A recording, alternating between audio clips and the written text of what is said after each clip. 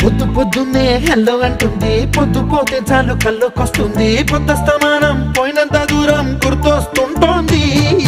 అమ్మో బాపు గారి బొమ్మో, ఓలమ్మో మల్లె పూల కొమ్మో.